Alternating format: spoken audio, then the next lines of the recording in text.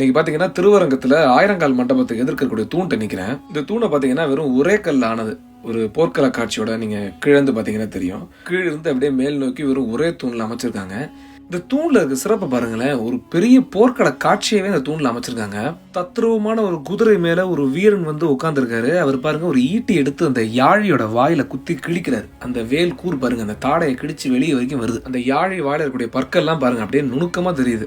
சிற்பியோட கைவண்ணத்தை பாருங்க. ரெண்டாவது இங்கே ஒரு வீரன் வந்து அந்த யாழியோட இடையில குத்துறான் அந்த வாழை வச்சு, அது குத்தி கிழிச்சு வெளியே வரைக்கும் வருது. இது வந்து நல்ல ஒரு போர்க்கள காட்சி. இது போர்ல எவ்வளவு செழிப்பமா நிக்கிறான் பாருங்க அந்த வீரன். காலில் ஒரு கொலுசு போட்டு அந்த செருப்பு மாதிரி மாட்டி மோதிரம் இந்த மாதிரி ஒரு டீடைல்மெண்ட்லாம் கூட பண்ணி ரொம்ப செழிப்பமா காமிச்சிருக்காங்க அந்த வீரனை. அப்புறம் அந்த மேல இருக்கக்கூடிய அந்த வீரனை பாருங்க, அவன் அந்த காலில் உள்ள கிரிப்பு, அந்த குதிரைக்கு அது பேர் என்னன்னு தெரியல, தெரிஞ்ச கமெண்ட்ல சொல்லுங்க.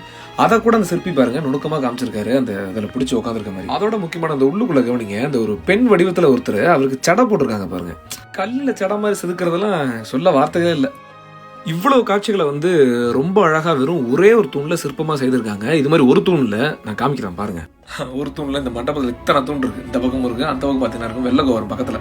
இந்த கோயிலுக்கு வந்தீங்கன்னா கண்டிப்பா அந்த தூண்களை பாருங்க. இது நின்று ஒரு 1/2 மணி நேரம் ரசிச்சு பாத்தீங்கன்னா தெரியும். ஏன்னா போற போக்கில் பார்த்தோம்னா அதெல்லாம் நம்மளால புரிஞ்சுக்க முடியாது. இதெல்லாம் வந்து இந்த காலங்களில் செய்ய முடியுமான்னு எனக்கு தெரியல. நல்லா செஞ்சு வச்சிருக்காங்க. நாம தான் பார்க்கணும், போற்றணும், பகிரணும், பேணி காக்கணும். வணக்கம்.